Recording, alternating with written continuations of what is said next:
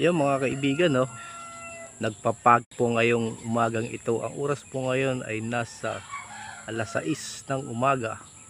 Hindi mo po makita yung bundok ng Isarog. Yan. Kaya po napakalamig ngayon dito sa Bicol.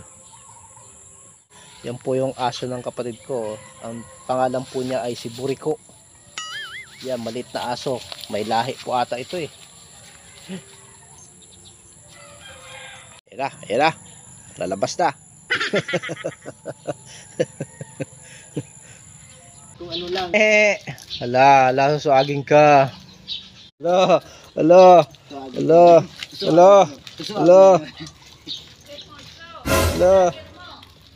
Hala.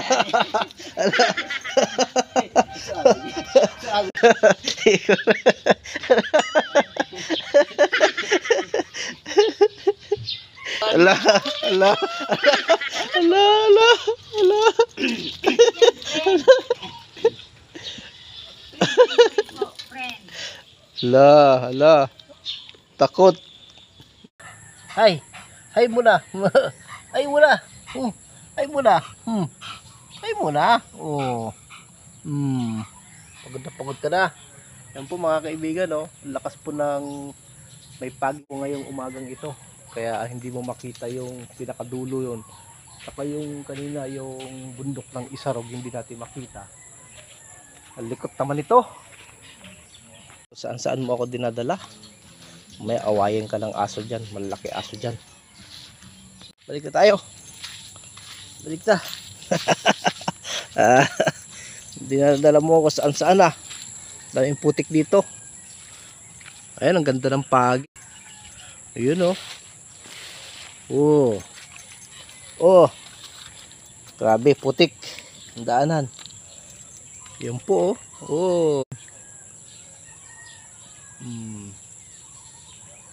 Hindi natin masilayan ang bundok ng Isarog. Mga kaibigan, napakalamig ngayon dito. Talagang namamasa yung mga mga halaman. Ayan, may mga tubig-tubig oh, basang-basa. Malamig ngayon. Fresh na fresh po yung hangin. Para tayong nasa bagyo nito. Mamaya po mga kaibigan, kapag wala na pong paging, titingnan po natin. Ipapakita ko po sa inyo ang bundok ng Isarog. Napakaganda po dito. Tanaw na tanaw po yan dito sa amin. A few minutes later. Ayan dito po yan sa paglabas ng bahay namin. Kitang-kita mo na yung Mount Isarog. Yun po siya. Kita po siya kasi wala siyang mga ulap. Minsan may time po na sobrang kapal po ng ulap, hindi po siya nasisilayan. Medyo may araw, kitang-kita po siya, kaya ang ganda po ng view dito. Paglabas lang po ito banda sa amin. Saka po dyan banda, pa yan konti pa lang po ang mga, wala po masyadong mga damo dyan. Ngayon sobrang dami na ng damo. Puro palayan po yan dyan sa gilid, sa gitna na yan.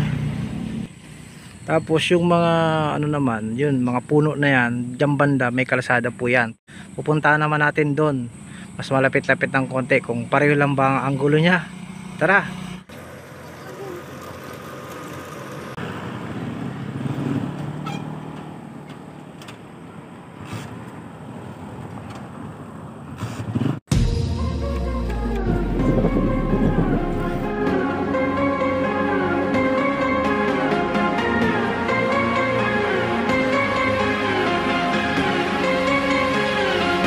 Going to Maropit na po tayo.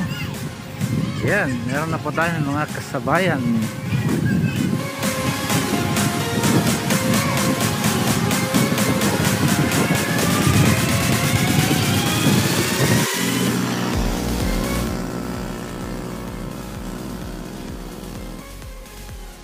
Nandito ako ngayon sa Barangay Marupit. Yan, pinuntahan ko talaga siya kung gaano kalayo. Yan, masarap po mamingwit dyan, no? Dami sigurong isda dyan.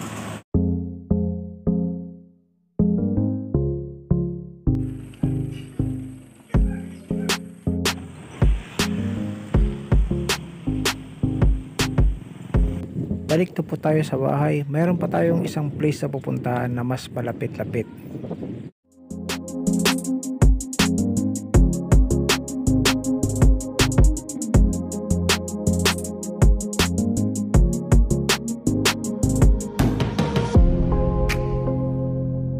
A few minutes later. Yan. Dito po yan sa banda sa may malapit sa amin. Medyo lapit-lapit tayo kasi medyo tanaw mismo yung bundok ng Isarag dito. Yun ang malapit, oh. Ayan na po, oh. Yan na po ang bundok ng Isarog. Dito po yung banda sa amin. Hindi masyado maulap, kitang-kita po siya. Yan, marami pong puno.